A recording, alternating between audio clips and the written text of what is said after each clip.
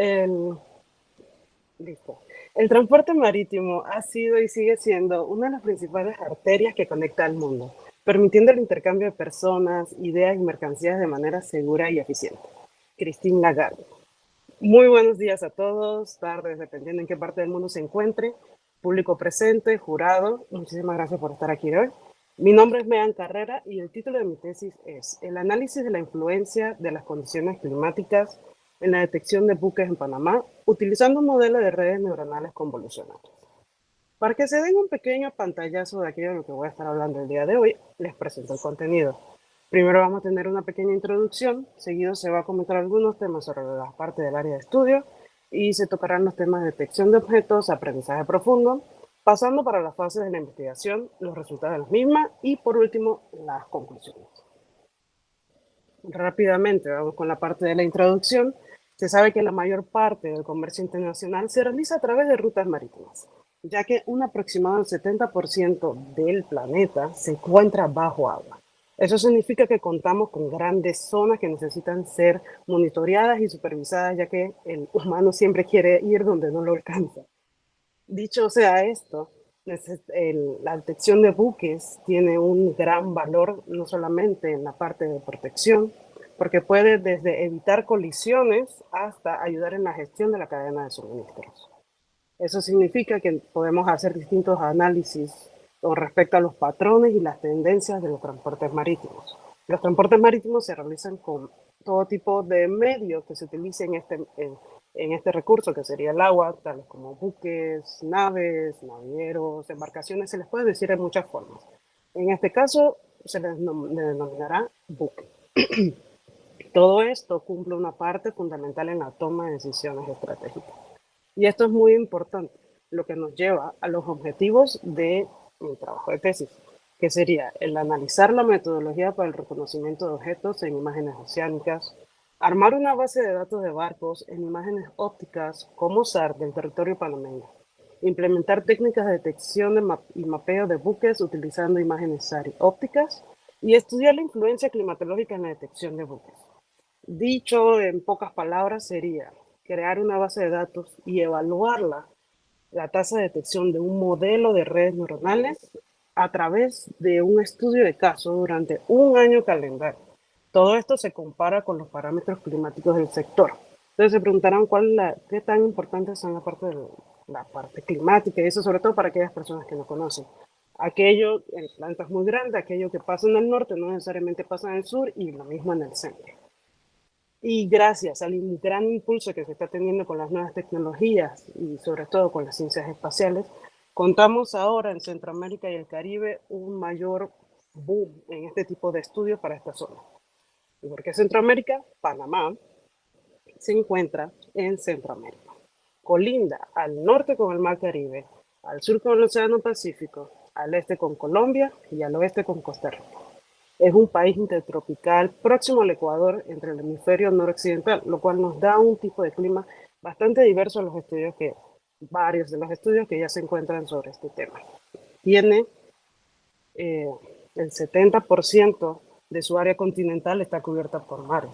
Eso significa que una gran mayoría de nuestra parte como país, a mí me Panamá, es agua. Por eso para nosotros es muy importante la parte de la detección y poder saber qué es lo que ocurre dentro de toda la zona que nosotros abarcamos. Tal cual dicho, Panamá ofrece una gran conectividad en la parte de América Latina. ¿Por qué? Porque gracias a lo angosto de su configuración ísmica tuvimos la suerte de poder contar con la construcción del Canal de Panamá.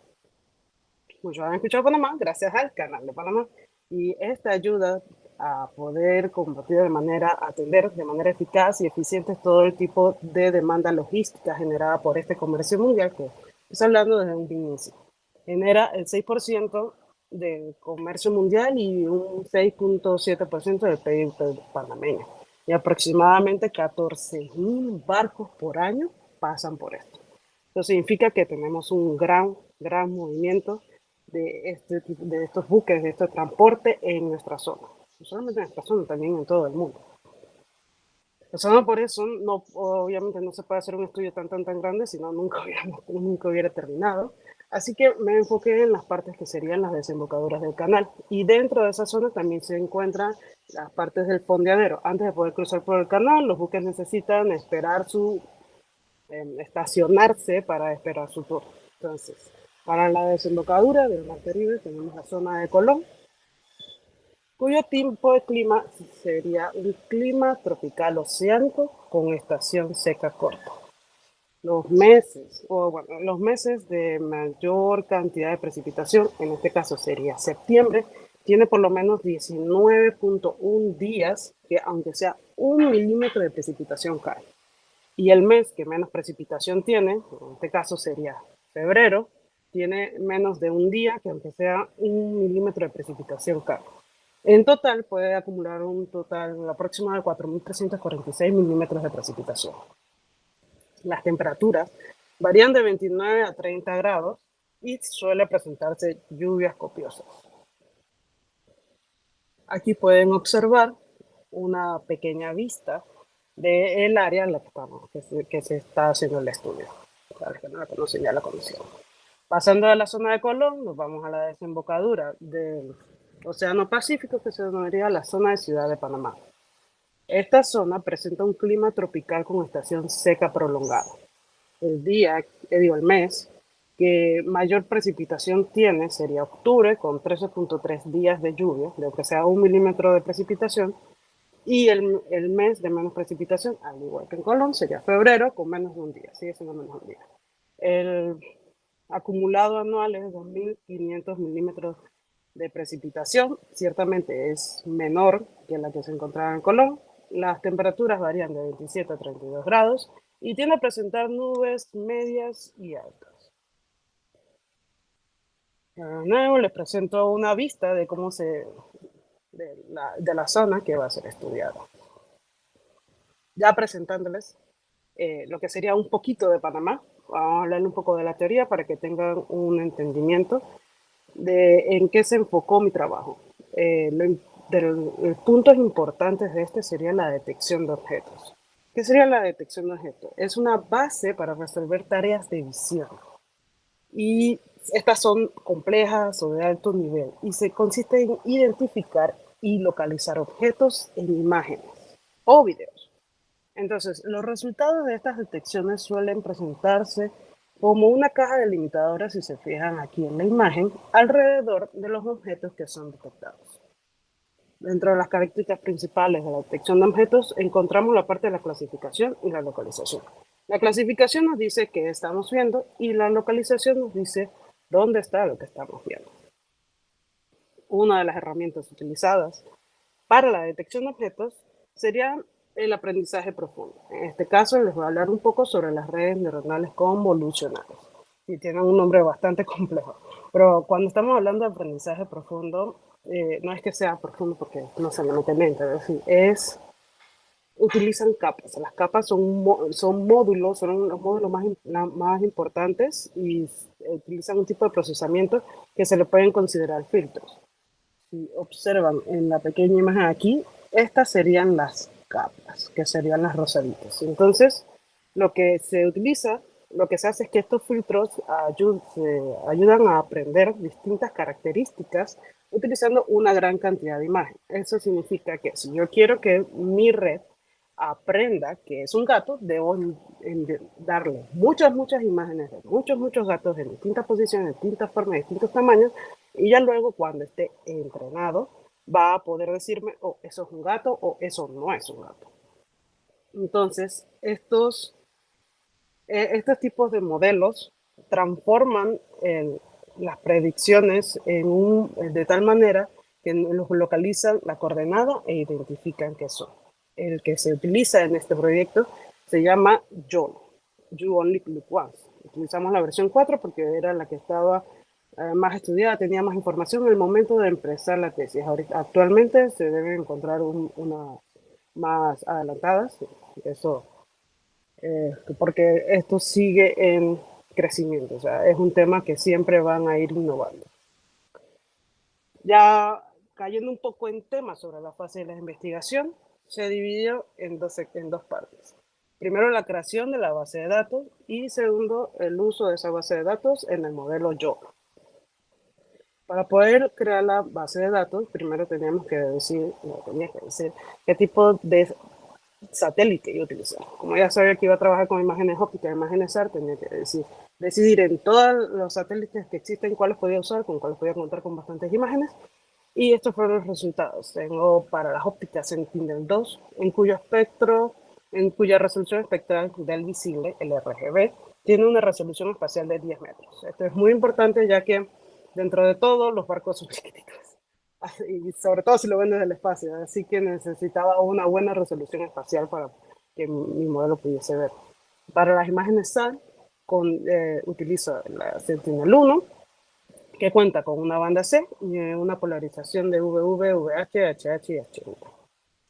Luego de tener esto, hay que seleccionar qué fecha se iba a hacer el estudio. Seleccionando la fecha, no se toma en consideración el año de lanzamiento del satélite más actual, ya que cuando se lanza el satélite, primero pasa un tiempo antes de que la información transferida sea utilizable.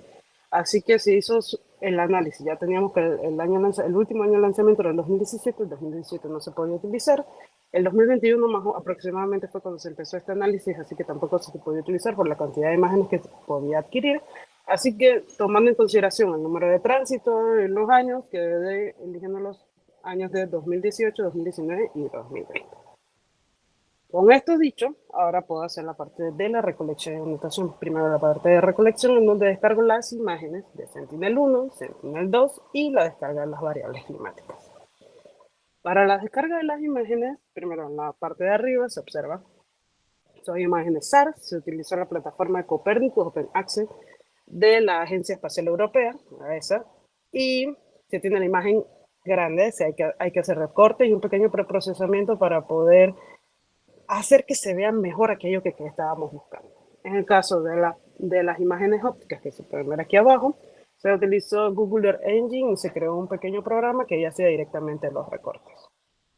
Después se descargan las variables climáticas. En las variables climáticas se utiliza el programa Giovanni de la NASA y se descarga la temperatura, velocidad del viento, precipitación. El porcentaje de nube no se descarga porque es un tipo de metadatos que nos dan las imágenes ópticas ampliamente descargadas. Pero eso también se toma en consideración para el análisis. Luego viene la parte de anotación de etiquetas. La anotación de etiquetas, tal cual como suena, todo esto se hace manualmente y se le denomina recopilación de datos. Entonces tiende a ser la parte más difícil y costosa, no tanto en dinero, sino en tiempo, ya que hay que agarrar todas las imágenes y anotar todo lo que nosotros queremos que vea o aprenda el mismo modelo. Si ven el número 1, medio pequeñito, por ahí se observa, es el tipo de anotación que tenemos, que sería YOLO, porque utiliza el modelo de YOLO. Luego, el número 2 se ve cómo está el recuadro en algo que visualmente es un barco. Y en el 3 se observa una pequeña ventanita donde dice chip, que sería la clase. Si quisiéramos otras clases, se pondrían otras cosas, pero yo quería ver buques, barcos, así que chip será. De ahí pasa la parte de la fragmentación de las imágenes. Ya yo tengo un modelo, ya yo tengo un algoritmo que voy a utilizar y sé qué herramienta voy a utilizar, o sea, cuál es el hardware, que es la computadora que voy a utilizar. Y mi computadora solamente puede aguantar por todo lo que los requerimientos, las imágenes de 416 por 416 píxeles. Por eso se tenía que recortar. O sea, del sector grande que recortamos, entonces hay que hacer pequeños recortes con ese tamaño. Y también se hizo un pequeño programa para poder trasladar las anotaciones que habíamos hecho anteriormente a esos recortes. ¿Y por qué no recorté? Luego, primero recorté y después anoté, porque si no hubiera tenido 10.000 imágenes que anotar y eso nunca hubiera terminado. No estaríamos aquí el día de hoy. ¿Qué me da todo esto? El resultado es una base de datos que la llamé Mini Panama Ship Dataset, o MPSD para los medios. Este conjunto de imágenes está compuesto por tres fechas, por 3 años, que serían 2018, 2019, 2020, y un total de 460 imágenes, entre las que hay 186 SAR y 274 ópticas. Luego, este mismo conjunto se tiene que dividir dependiendo de los pasos consecuentes, que es cuando lo meto al modelo y lo evalúo. Entonces, tenemos el subconjunto de entrenamiento, MPSDT, de training, que son las fechas 2018 y 2020 con 286 imágenes, y el de evaluación, que es el MPS de evaluación, de que sería el 2019. Y serían 176 imágenes. Uno siempre intenta entrenar con la mayor cantidad posible de imágenes. Pasando a la parte del entrenamiento, que es cuando ya utilizo mi subconjunto de datos MPSDT, se divide de por sí en 90% de entrenamiento y 10% de validación. Esto es algo común en este tipo de entrenamientos con modelos de redes neuronales, y se pone todo esto dentro de la arquitectura de aprendizaje profundo. Pero esto no solamente agarro las imágenes y las pongo en lo corro y Dios es bendito y todo sale bien, sino que hay que hacer distintos tipos de cambios dentro de los parámetros del mismo modelo para que pueda ver bien o para que analice mejor las imágenes que uno le pone, porque es un conjunto de datos propios. Entonces, también considerando el tamaño pequeño de las imágenes y el tipo el tamaño de la imagen que se le puso, hay que hacer distintos ajustes que se le fue haciendo, tomando en consideración los resultados y se pudo entrenar. Ya cuando tenemos un modelo entrenado, viene la parte de la evaluación, donde la entrada sería el subconjunto de imágenes MPSDE de evaluación, se pone dentro del modelo de detección entrenado y los resultados serían detección de barcos. Pero esta detección de barcos tuvo que ser clasificada para poder hacer análisis más profundos. Primero se clasifican por tipos de imágenes, que sería ópticas y SAR. Después por el área de interés, PPK para Ciudad de Panamá, PPL para Colón. Finalmente mensualmente y por último diariamente. Cierto que cuando uno descarga las imágenes uno sabe exactamente qué día, qué hora, qué fecha y todo de la misma imagen, así que se pueden hacer estudios bastante específicos, también igual con las variables climáticas. Todo eso se pone dentro, eh, se compara con las variables climáticas y se utilizan las métricas. En este caso la métrica utilizada sería el MAP, que sería Mean Average Precision, y es la que mide el performance, el desempeño que se tuvo con el modelo. Presentándole los resultados van a ver dos tipos de resultados, primero el de entrenamiento y después el de la evaluación, que es un poquito más largo. Entonces, viene la parte del entrenamiento. Sí, es una gráfica un poquito compleja, pero son gráficas que ya nos da el mismo modelo. O sea que cualquier tipo de entrenamiento nos da esta gráfica. ¿Qué tenemos aquí? Primero es a versión de interacción. En la eje X están las iteraciones, o sea, cuántas veces se hace. Y en el eje Y está la pérdida. Luego la línea roja sería el porcentaje de MAP, que es la métrica del desempeño. Entonces, ¿qué se busca? ¿Y qué se espera? Primero que la pérdida sea muy alta al inicio, cuando el modelo se está ajustando, y a medida que van pasando las iteraciones, comienza a disminuir o acercarse a cero, que es el comportamiento que vemos aquí. También se espera que el MAP tenga un comportamiento ascendente, en donde se logró un 92% de performance utilizando 20.000 iteraciones. Entonces, cada vez que la red procesa un ejemplo, los pesos se van ajustando. ¿Qué son los pesos? Si hay un proceso, se genera una información que se le denomina peso y estos se van ajustando a lo que se busca. Y eso es lo que hace que la pérdida disminuya. Cuanto más alto es el MAP, entonces mejor es el modelo que estamos utilizando. Siguiendo con los resultados del entrenamiento, de la parte visual, todo el modelo que se hizo también se logró que tuviese una salida visual en donde si yo le pongo una imagen, entonces él me va a hacer las cajas delimitadoras que habíamos comentado anteriormente, que serían estas, y arriba un pequeño porcentaje de qué tanto sería, qué tan bueno es el desempeño identificando esa posición. Esto es para las imágenes ópticas y aquí para las imágenes SAR. Luego, entrando ya un poco en la evaluación del desempeño, tenemos estas tres imágenes que son tres salidas, todas relacionadas unas con otras. La más importante sería la mano izquierda, en donde vemos la gráfica. El eje X sería el recall. El recall se denominaría en sí, en palabras simples, la sensibilidad. O sea que qué porcentaje de lo que el modelo encontró es relevante. Y la precisión, bueno, la precisión es la precisión, que sería lo que es relevante. Este tipo de gráfica se busca un comportamiento que esté más tirado hacia la esquina superior derecha porque significa que tiene algún tipo de equilibrio. Como el comportamiento que se ve en la gráfica, así que se nota que tiene un alto recall y una alta precisión. La gráfica que se observa aquí a la derecha, en la parte superior, nos dice o nos muestra de color verde los verdaderos positivos y de color rojo los falsos positivos. Y se saca, tenemos aproximadamente un 70% de verdaderos positivos contra los otros falsos positivos. Eso significa que el modelo logró tener una buena sensibilidad sin ser muy optimista, lo cual es muy bueno porque muchas veces si se entrena alguno es muy optimista o no tiene tan buena sensibilidad, así que se logró bastante. Esta última gráfica habla sobre más bien la tipo de precisión, pero tomando en consideración las clases. Como solamente tenía una clase, nada más muestra una clase, pero si hubiera hecho, no sé, por clasificación de buques o algo así, entonces tendría más clases y tendría un poquito más de información. Ahora viene la evaluación, cuando ponemos toda la información junto con las variables climáticas. Entonces, esta es una representación gráfica de todo aquello que estábamos viendo. Primero tenemos la línea negra, sería el MP, el porcentaje del desempeño del modelo para las imágenes SAR. Negro igual SAR. Y las líneas rojas sería el desempeño para las imágenes ópticas.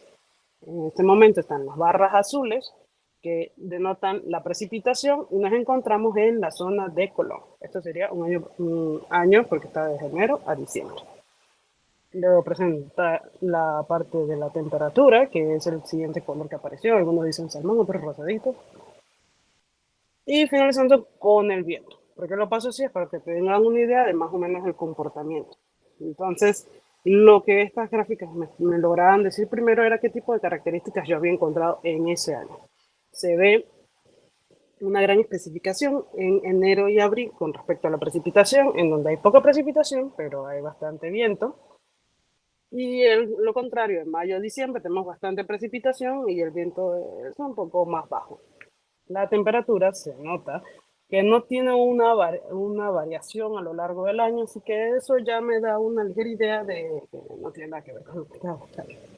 Entonces, el desempeño para las imágenes SAR es bastante bueno porque observamos que está dentro de los de 100-90%, acá arriba, y para las ópticas sí es un poco más variable, o sea que se está esperando bastante, en donde el punto más alto es febrero y el punto más bajo en mayo. De la misma manera, se hace el análisis para Ciudad de Panamá con la misma información, el negro para SAR, el rojo para ópticas, tenemos azul con precipitación, rosadito con temperatura y luego el viento. Unos datos interesantes cuando uno compara de una zona a otra es como en este caso de Ciudad de Panamá los vientos son mayores, tienen que tener mayores velocidades que en la zona de Colón, pero en cambio en la zona de Colón tiene mayor porcentaje, mayor milímetro de precipitación mensualmente. Luego, aquí vemos cómo a diferencia de en la zona de Colón, no estuvo no decir lineal, pero no tuvo un comportamiento tan bueno, ya que tenemos un punto bajo en abril y siempre se encuentra dentro de los 85 a 95. Ah, la óptica sigue teniendo un comportamiento bastante errante, en donde los puntos altos serían de febrero a noviembre y de la misma manera el punto más bajo se dio en mayo, igual que en Colombia. Para poder tener un poco más de confianza con respecto a lo que nos estaba diciendo todas estas gráficas, ahora se hace un análisis de diario. Esto fue mensualmente y nos vamos al diario tomando en consideración los meses.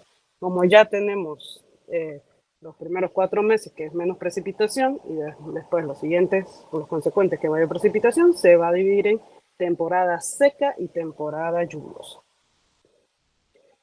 Empezando con Colón, tenemos la temporada seca de enero a abril. Son gráficas un poco más complejas porque cada punto es un día de las imágenes que se pudo conseguir para ese mes. En las imágenes ópticas se pudo conseguir de cinco a 6 imágenes para la temporada aproximadamente. Esto sería primero en la parte óptica. Ya quitamos la opción de la temperatura porque no vimos una gran variabilidad a lo largo del año y en su caso pusimos el porcentaje de nubes. Teníamos esta información, como se mencioné anteriormente, porque los metadatos de las imágenes ópticas me dan la información del porcentaje de nubes en ese momento. Así que cada punto me está diciendo el diario que pude observar en este caso, eh, que muchas veces cuando la nubosidad es muy alta, obviamente el desempeño del modelo no es tan bueno. Pero también hubo casos en donde la nubosidad era relativamente alta y sí se encontró un desempeño bastante decente. Siguiendo con esto, aquí vemos algo un poquito, que se hace un poquito más de locura con la cantidad de puntos que tenemos.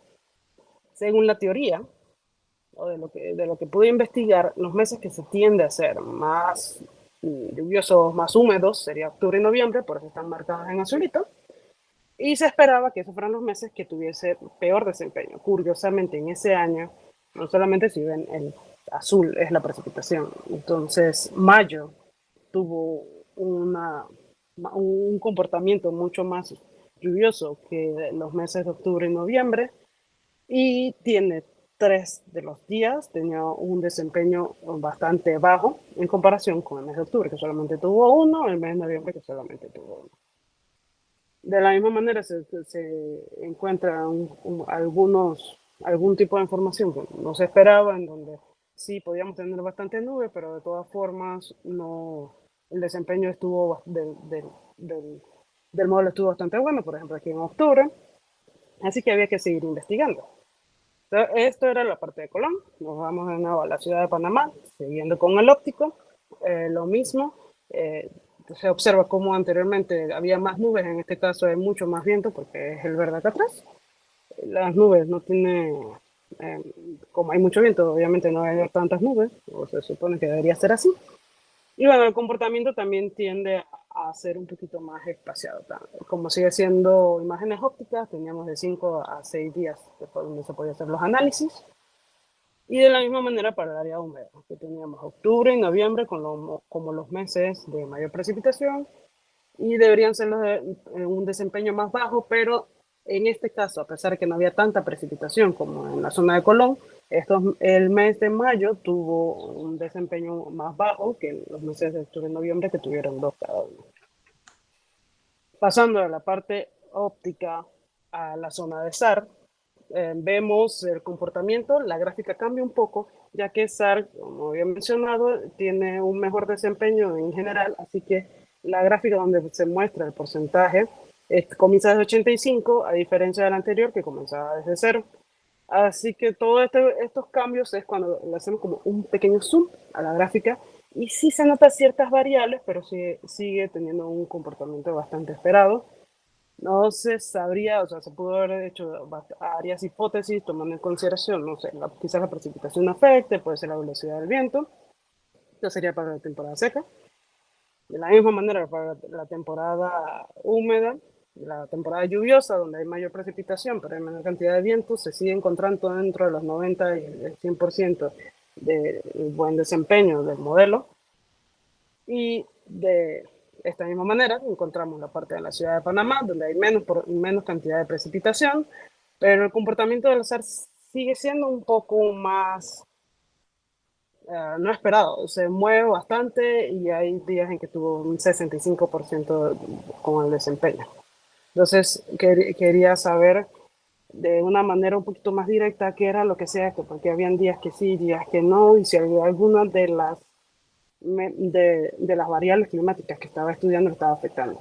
En este caso, en los casos de SAR, nos puso en la opción del porcentaje de nubes, ya que por el principio de la adquisición de estas imágenes no le afecta. Si hay nube o no hay nube, esa es la belleza de los SAR. Para poder analizar las partes de las variables, qué tipo de asociación se podía encontrar con el desempeño, se hacen análisis de gráficas de dispersión, en donde en Y se pone la variable climática que se busca analizar y en el eje Y, en el eje X, y en el eje Y se pone el desempeño, el desempeño, el performance del modelo. Entonces, en este caso, primero tenemos el porcentaje de nubes, que obviamente en las imágenes ópticas va a afectar bastante. Se ven una tendencia, se están buscando tendencias o patrones en estas gráficas, y esto muestra que a medida que la cantidad de nubes aumenta, se vuelve más incierto. O sea que el porcentaje no solamente disminuye, sino que comienza a ser mucho, mucho más incierto y variable. Entonces hay bastante incertidumbre o varianza en los días más nublados.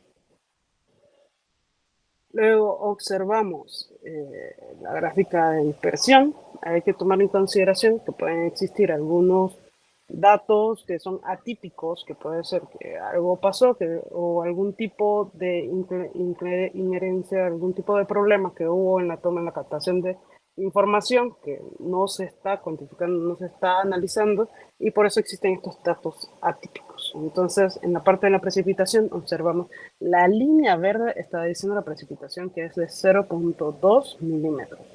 Entonces, hay una gran cantidad de puntos de desempeño buenos antes de esta línea, y ya después vuelve a ser bastante incierto el comportamiento de la gráfica, como que comienza a perderse. Entonces, si anteriormente era algo muy variable, cuando se puso la parte de la velocidad del viento es completamente variable, que no tiene como ningún tipo de patrón que se pueda observar. También que por lo visto la velocidad del viento que puede alcanzar en la zona de Panamá no es tan alta como para afectar las imágenes ópticas, porque hay una gran cantidad de puntos que están por encima del 60%, y solamente para cuestión de completar los análisis se puso la parte de la gráfica de dispersión, tomando en consideración la temperatura que sencillamente existe. O sea, no es como que tenga también un patrón, sinceramente solo están. Ya después de hacer la parte óptica, viene la parte de SAR, que fue de las que no diré que más me llamó la atención, pero la que más esperaba y ocurrió. En donde las gráficas sencillamente se encontraban todos dentro, obviamente, del 80%, algunos puntos que estaban variando, y eso se repitió tanto para precipitación, que es la azul, velocidad del viento, que es la verde, y los puntos naranja, que es la temperatura. Esto denota que el desempeño del modelo en imágenes SAR muestra una independencia bastante grande de las variables climáticas que representan cada uno de los gráficos.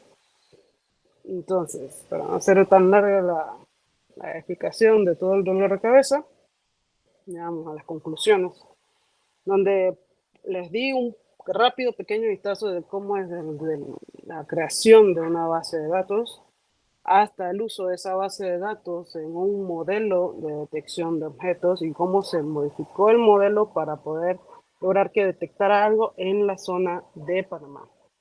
Entonces, se determinó que los hiperparámetros no tienen por qué comportarse de la misma manera que a nivel teórico de lo que esperábamos, de lo que se espera en la vida real, y también que se pudo entrenar con hasta un 92% de MAP un modelo redes neuronales convolucionales, y luego de su evaluación, obtuvo un 80.97% de MP, o sea que es un buen modelo que ayuda bastante en la parte de la detección. Ciertamente hay mucha más robustez de este algoritmo para las imágenes SAR, pero no se puede dejar de lado las imágenes ópticas, porque a pesar de que tuvieron muchísimas variables y quizás habían varios días que no se encontraban también, se pueden utilizar eh, algún tipo de otro análisis, o sea, algún tipo de otra herramienta para poder complementarlas y seguir utilizándolas, porque, si es sincera, uno piensa que como aquí en Panamá, lo que estamos aquí en Panamá, con el tipo de clima que tenemos, no íbamos a poder conseguir nada, pues se logró. Trabajos futuros, ocurre que cuando uno comienza a hacer estos análisis y a ver cada uno de los cambios, empieza a ver qué pudo mejorar y qué no pudo mejorar. En este caso, hacer algún tipo de capa o de máscara con respecto a la Tierra, sobre todo en la parte de las islas, con un tiempo de tiempo para tener una mejor idea de la parte de la zona que es meramente mar. También el uso de otros tipos de satélites para analizar sobre todo. Estoy muy interesada en próximamente utilizar SAOCOM, que es la banda L. Y bueno, muchas gracias.